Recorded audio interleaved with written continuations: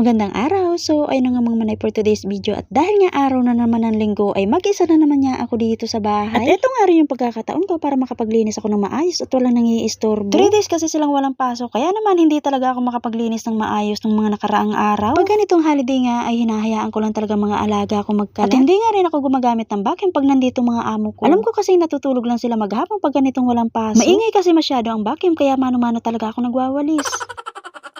Tuwing weekend nga pala, hindi naman ako masyadong naglilinis dito sa bahay ni Inang. Hinahayaan ko lang talaga silang magkalat sa kwarto at sa sala at ako naman nakapokus lang talaga ako sa kusina. Kung miya't-miya kasi ako magliligpit at miya't-miya ko din sila susundan, abe baka maubos ang lakas ko niyan.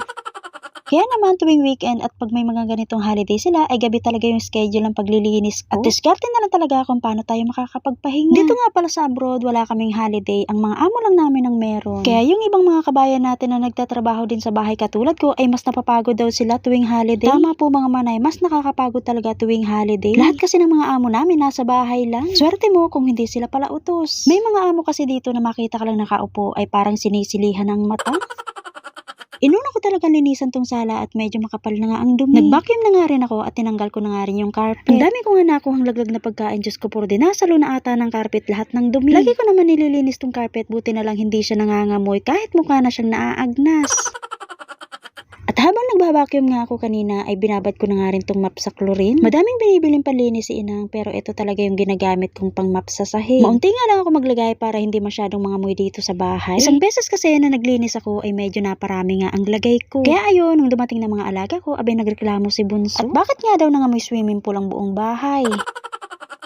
Kaya naman, dali-dala akong pumunta ng kwarto at sala at para buksan ang mga bintana doon. At baka mamaya tanungin din ako ni Inang. Simula nga noon, maunti na lang talaga ako maglagay ng chlorine. Pagkatapos ko malinisan tong sahig, ay binalat ko na nga rin tong carpet at etong mga lamesa. Nilinis ko na nga rin tong center table at lagi nga itong nanlalagkit kay Bunso. Marunong naman siya maglinis ng lamesa, kaso nga lang yung ginagamit niyang pampunas yung ginagamit ko sa lababo. Hinahayaan ko lang talaga siya sa ginagawa niya para kahit papaano may natututunan siya dito sa bahay. Tinuturuan din talaga ni Inang mga alaga ko kung paano magligpit ng mga kalat nila. Lalong-lalo na sa mga hinubad na damit at sapatos. Pag nakikita kasi ako ni Inang na dinadampot ko mga kalat nila, abay pinapatigil ako. Hayaan ko nga daw mga alaga ko ang gumawa at para nga daw matuto sila. At buti na lang talaga napakabait ni Inang. Bukod kasi sa napakahanson niya sa mga alaga ko, ay hindi pa siya konsentidor. Kaya hindi na rin ako nagtataka bakit sobrang babait ng mga alaga ko. Palipat na nga sana ako ng kwarto para maglinis doon nang mapansin ko tong halaman ni Inang. Medyo may mga alikabok na nga mga dahon niya kaya pinunasan ko na muna. Hindi ko alam kung anong tawag sa halaman na to pero ang dami kong nakikita nito sa amin. At parang ordinaryong halaman niya lang to sa probinsya. Ingat na ingat nga din ako sa flower vase na to at baka mabasag ng mga alaga ko. Pag nakikita ko nga silang naglalaro ng bola, abay tinatago ko muna to sa kusina.